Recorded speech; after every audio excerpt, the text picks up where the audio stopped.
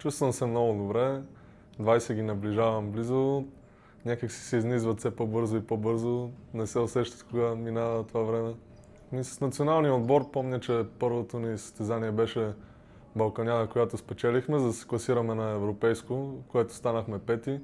След това спечелихме една Балканяда в България, която ни класира за европейското в Грузия, което станахме трети. И след това изиграхме световно, на което станахме пети.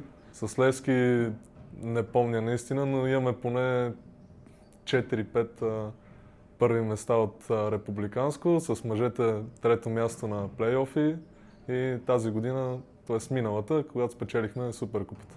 И много чуден първоначално, не очаквах толкова много хора да гласуват за мене и беше много готино усещане да разбера, че публиката ми се кефи как играя и като цяло, че ме харесват. И дори сега, като си давам сметка какъв отбор сме победили, нали, не мога да повярвам как сме стигнали до този успех. Реално това беше победа някакси по-задружния отбор над по-големите индивидуалисти, така да се каже, и отборът, както се видя, надделя. И това е най-важното. И в спорта като цяло винаги отборът е над индивидуалните възможности.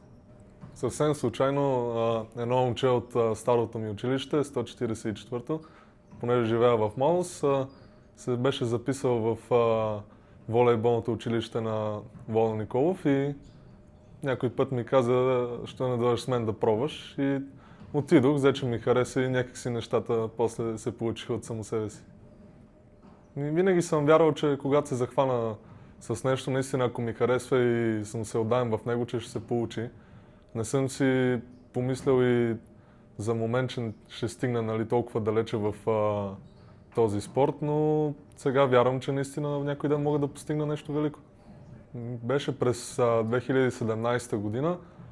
Реално тогава нямаше моята възраст в Левски и трябваше да отида с 2003 година, което мисля, че беше до 14, нещо такова. И клубът израсна много, особено в мъжкото направление, когато юношите почнахме да се развиваме и съответно и клубът почна много да напредва. Дойдоха и постиженията и всяка година мисля, че ще се надграждат. Със сигурност условията, които ни дава клубът, абсолютно никъде в България не може човек да ги получи. Съм безкрайно благодарен за това, че имаме така страхотна база и като цяло възстановителен център, фитнес и абсолютно всичко друго. Чувствам се много комфортно. Знам, че винаги, когато имам някакъв проблем, ще ми бъде оказана помощ. Всички в момент сме много задружни и вярвам, че можем да постигнем този сезон нещо голямо. Одобрявам се, вече съм към крайната фаза. Би трябвало другата седмица вече да почвам да тренирам по-нормално и скоро се надявам да се включвам с отбора, да мога да помогна максимално. Имам хоби риболов, помага ми да разпускам, успокояваме и като цяло си е моята страст от доста време. Сега знам, че може да се преувеличи, ама коя е най-голямата риба, която си хваща?